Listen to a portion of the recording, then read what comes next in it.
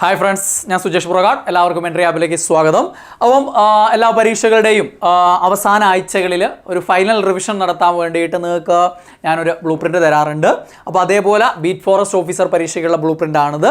അപ്പോൾ എപ്പോൾ തരുമ്പോഴും മിക്കവാറും ഇതിനെക്കുറിച്ച് കൃത്യമായിട്ട് അറിയാത്ത ആളുകൾ കമൻറ്റ് ചെയ്യാറുണ്ട്. സാർ ഇതിപ്പോൾ തന്നിട്ടുണ്ടാ അല്ലേ, കുറേ മുന്നേ തരേണ്ടതല്ലേ എന്നുള്ള രീതിയിൽ പലരും പറയാറുണ്ട്. കുറേ മുന്നേ നിങ്ങൾക്ക് സിലബസാണ് തരേണ്ടത്. ആ സിലബസ് വെച്ച് നിങ്ങൾ പഠിക്കുന്നുണ്ട്, കംപ്ലീറ്റ് പഠിച്ചിട്ടുണ്ട്. അതിനുശേഷമുള്ളൊരു ഫൈനൽ റിവിഷൻ അവസാന മാസങ്ങളിൽ ഒന്ന് നന്നായിട്ട് ഈ ടോപ്പിക്കുകളൊക്കെ ഒന്ന് റിവിഷൻ ചെയ്ത് കഴിഞ്ഞാൽ മാക്സിമം മാർക്ക് ഇങ്ങോട്ട് കയറിപ്പോരും. അപ്പോൾ അതിന് വേണ്ടിയിട്ടുള്ളതാണ് ഈ ബ്ലൂ പ്രിൻ്റ് എന്ന് പറയുന്നത്. നമ്മൾ ആ ഒരു സിലബസിനെ ഒന്ന് വെട്ടിച്ചുരുക്കിയിട്ട് അതിൽ നിന്ന് ഒരു കാൽഭാഗത്തോളം എടുത്തു തരുന്നതാണ്. ആ കാൽഭാഗം പഠിച്ചാൽ സാധാരണ ഒരു സിലബസിൻ്റെ കാൽഭാഗം പഠിച്ചാൽ 100 മാർക്കിലാണെങ്കിൽ കാൽഭാഗം 25 മാർക്കല്ലേ കിട്ടേണ്ടത്. പക്ഷെ അതല്ല, ഈ ഒരു കാൽഭാഗം പഠിച്ചാൽ നിങ്ങൾക്ക് പകുതിയിൽ കൂടുതൽ മാർക്ക് സ്കോർ ചെയ്യാൻ പറ്റും. പകുതിയല്ല, അതിൽ കൂടുതൽ മാർക്കും സ്കോർ ചെയ്യാൻ പറ്റും. അതാണ് അതിൻ്റെ ഒരു പ്രത്യേകത. കാരണം ആ ഒരു ട്രെൻഡ് മനസ്സിലാക്കിയിട്ട് ചെയ്യുന്നതാണ്. അപ്പം ആ ടോപ്പിക്കുകളൊക്കെ ഒന്ന് നന്നായിട്ട് മനസ്സിലാക്കിയിട്ട് റിവിഷൻ ചെയ്യുക. നിങ്ങൾ പഠിച്ചിട്ടുള്ള ടോപ്പിക് ആയിരിക്കും, നന്നായിട്ട് റിവിഷൻ ചെയ്യുക കേട്ടോ. ഓക്കെ, അപ്പം ചരിത്രത്തിൽ ഇന്ത്യ, കേരള, ദെൻ ലോകം അല്ലേ, ഈ 3 വിഭാഗമായിട്ട് ബന്ധപ്പെട്ട് 28 ടോപ്പിക്കുകളുണ്ടാകെ. അതിലൊരു 9 ടോപ്പിക്കുകൾ മാത്രം ഞാൻ എടുത്ത് തന്നാണ് നിങ്ങൾക്ക്. ഈ 9 ടോപ്പിക്ക് പഠിച്ചോ, ഉറപ്പായിട്ട് നിങ്ങൾക്ക് ഇവിടുന്ന് കുറച്ച് മാർക്ക് സ്കോർ ചെയ്യാൻ പറ്റും. ഓക്കെ, 28 ടോപ്പിക്കിന് പകരം 9 ടോപ്പിക്കാണ് കേട്ടോ.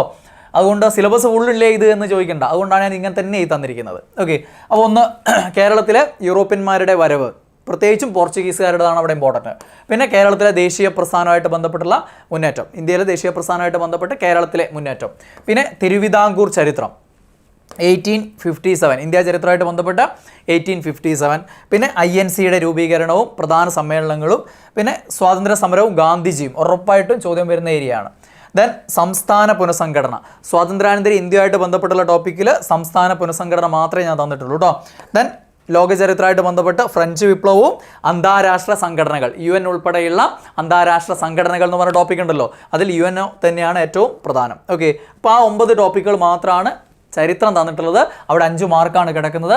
ആ 5 മാർക്ക് ഒരുപക്ഷെ 5ഉം ഇവിടെ നിന്ന് തന്നെ നേടാൻ പറ്റും. 28 ടോപ്പിക്കുകളിൽ 9 ടോപ്പിക്കാണ് തന്നിരിക്കുന്നത് കേട്ടോ. ഓക്കെ, ദെൻ ഭൂമിശാസ്ത്രത്തിൻ്റെ കാര്യം നോക്കുകയാണെങ്കിൽ അവിടെ 5 മാർക്കാണ്. ഇവിടെയൊക്കെ പരീക്ഷയിൽ നിങ്ങൾക്ക് ഇപ്പോൾ ചരിത്രം 5+1 മാർക്ക് കറണ്ട് അഫേഴ്സ് ഉണ്ടാവും, ഭൂമിശാസ്ത്രം 5+1-2 കറണ്ട് അഫേഴ്സ് ഉണ്ടാവും. ഈ രീതിയിലാണ് കറണ്ട് അഫേഴ്സ് ചോദ്യങ്ങൾ ഉണ്ടാവുക കേട്ടോ. ദെൻ 5 മാർക്കിന് ഇവിടെ 42 ടോപ്പിക്കുകളുണ്ട്.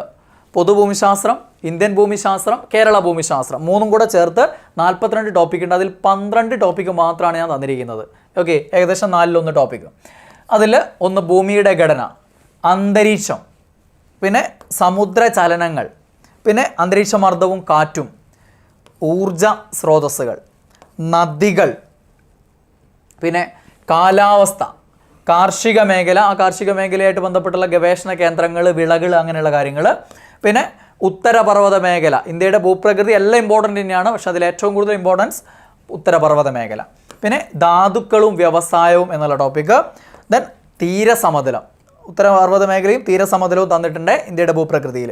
പിന്നെ ഗതാഗതം എന്നുള്ള ടോപ്പിക്കും. ഈ 12 ടോപ്പിക്കുകളാണ് ഭൂമിശാസ്ത്രമായിട്ട് ബന്ധപ്പെട്ട 5 മാർക്കിന് വേണ്ടിയിട്ട് നിങ്ങൾക്ക് തന്നിരിക്കുന്നത്.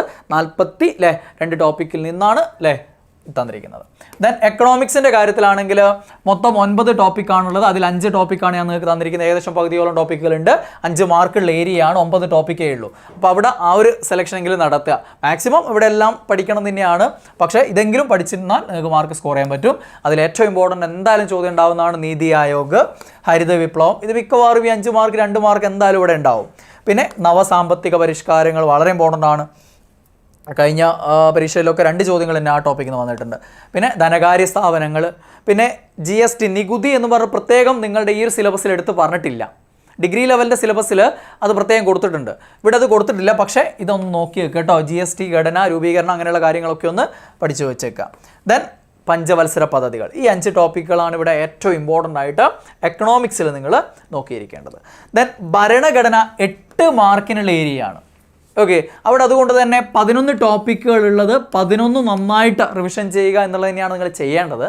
അവിടെ 8 മാർക്ക് ഉറപ്പിക്കാൻ പറ്റും. ഇനി ആ 11 8 മാർക്ക് സ്കോർ ചെയ്യാൻ ആ 11 ഏറ്റവും ഇമ്പോർട്ടൻ്റ് ആയിട്ടുള്ള 8 ടോപ്പിക്കുകളാണ് ഈ തന്നിരിക്കുന്നത്. ഇവിടെ ഇത്രയും കൂടുതൽ ടോപ്പിക്ക് ഇവിടെ തരാൻ കാരണം ഇവിടെ 11 ടോപ്പിക്കേ ഉള്ളൂ, കൂടുതൽ മാർക്കിനുണ്ട് താനും, 8 മാർക്കിനുണ്ട് താനും. അതുകൊണ്ടാണ് കേട്ടോ.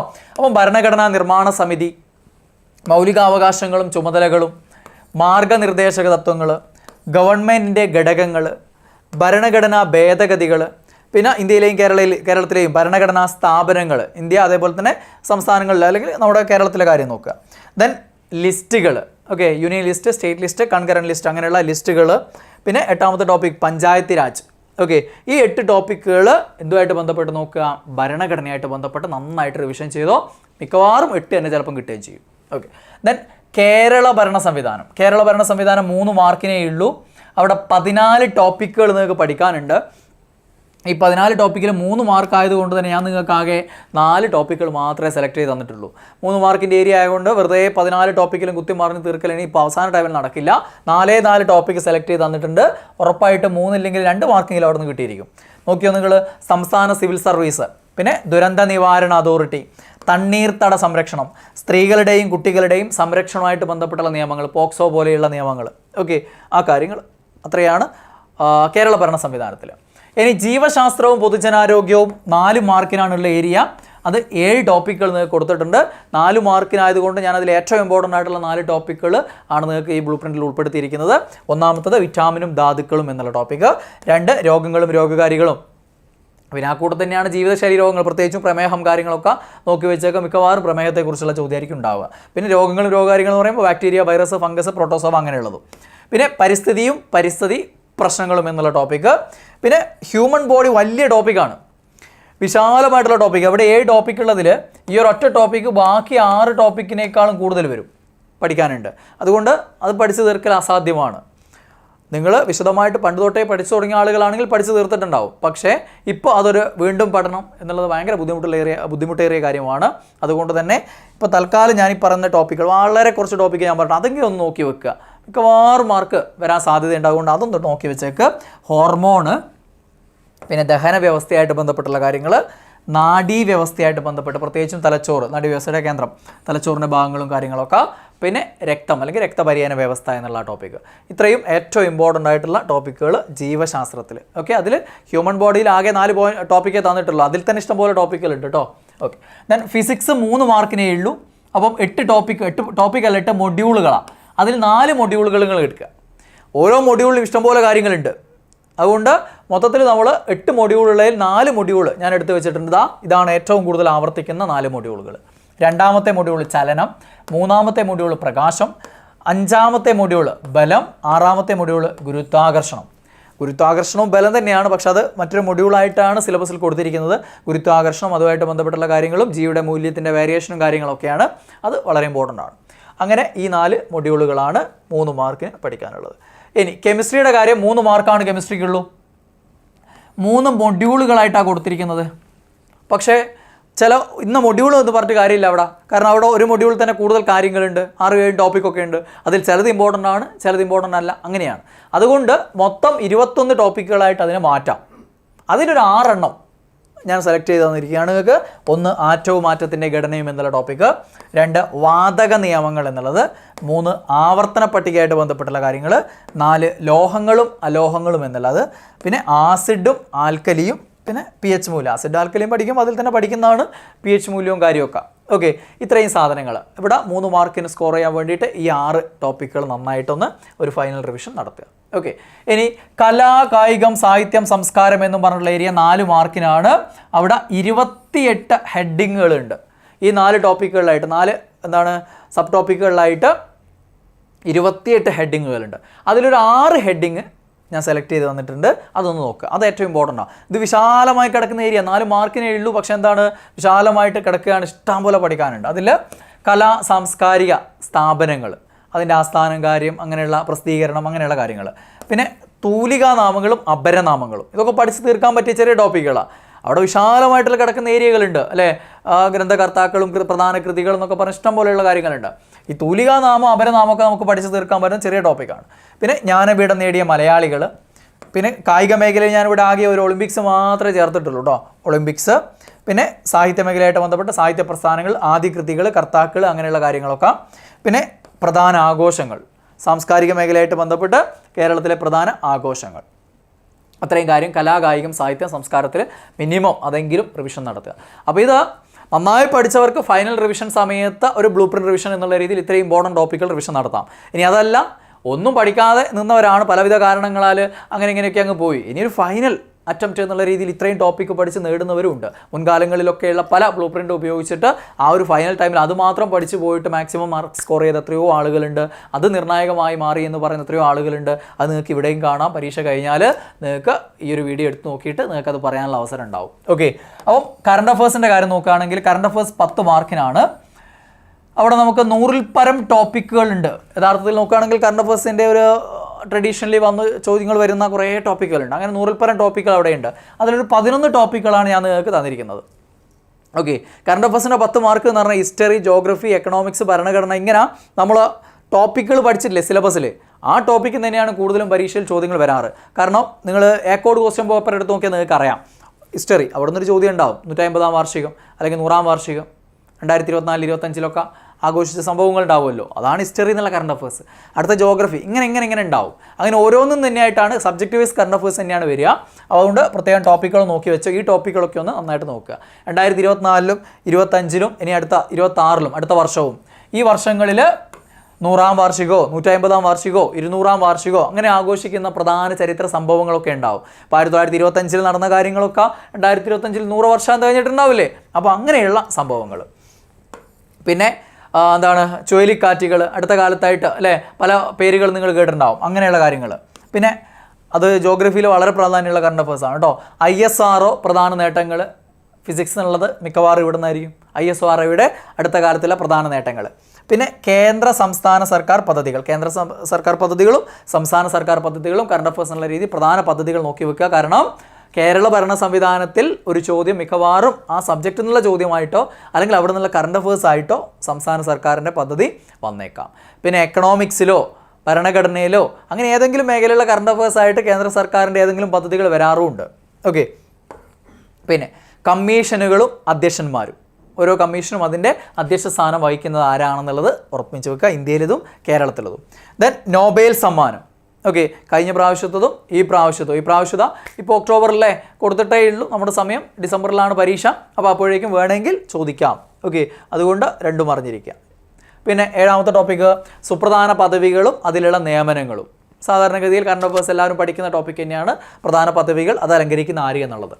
പിന്നെ ദിനാചരണങ്ങൾ, ഇത് കറണ്ട് അഫേഴ്സിൽ പലരും ശ്രദ്ധിക്കാതെ പോകുന്നതാണ്. കാരണം ദിനാചരണം എന്ന് പറഞ്ഞ് ചോദിക്കുമ്പോൾ ഏറ്റവും കറണ്ടായിട്ട് ആ ദിനം ആചരിച്ചതിൻ്റെ പ്രമേയം അങ്ങനെ ചോദിക്കാം. അങ്ങനെ ആകുമ്പോൾ അത് കൃത്യമായിട്ടുള്ള കറണ്ട് അഫേഴ്സ് ചോദ്യമാണ്, നിങ്ങൾ നോക്കിയിരിക്കും. ചിലപ്പോൾ ചോദിക്കുക എന്താ അറിയോ, ആ ദിനാചരണം മാത്രമേ ചോദിക്കുള്ളൂ. അപ്പോൾ അതെങ്ങനെയാണ് കറണ്ട് അഫേഴ്സ് ആവുമെന്ന് ചോദിച്ചാൽ ഇതെല്ലാ വർഷത്തിലും ഇതേ മാസവും ദിനവും ഉണ്ടല്ലോ. അപ്പോൾ സ്വാഭാവികമായിട്ടും അങ്ങനെയുള്ള ചോദ്യങ്ങളും കറണ്ട് അഫേഴ്സിന് വരാറുണ്ട്. ഓക്കെ, അപ്പോൾ അങ്ങനെയുള്ള ചോദ്യങ്ങൾ നോക്കി വെക്കുക. എല്ലാം ജനുവരി മുതൽ ഡിസംബർ വരെയുള്ള പ്രധാന ദിനാചരണങ്ങൾ അറിഞ്ഞിരിക്കുക. പിന്നെ അതിൽ ഏറ്റവും പ്രധാനപ്പെട്ടതിൻ്റെ ഇപ്പോൾ ഏറ്റവും ലേറ്റസ്റ്റ് ആയിട്ട് നടന്നതിൻ്റെ ഒക്കെ പ്രമേയങ്ങളും കാര്യങ്ങളും എന്തെങ്കിലും തീമോ കാര്യങ്ങളുണ്ടെങ്കിൽ അതൊക്കെ. ഓക്കെ, ദെൻ 9-ാമത്തത് കൂട്ടായ്മകൾ. ഓക്കെ, ആ കൂട്ടായ്മകളുടെ ആസ്ഥാനം എവിടെ, ഇപ്പോൾ അവസാനം നടന്ന 2025-ലെ അതിൻ്റെ സമ്മിറ്റ് എവിടെയാണ് നടന്നിരിക്കുന്നത്, അങ്ങനെയുള്ള ചോദ്യങ്ങൾ. പിന്നെ ആസൂത്രണ വിവരങ്ങളായിട്ട് ബന്ധപ്പെട്ട സൂചികകളും ബജറ്റും.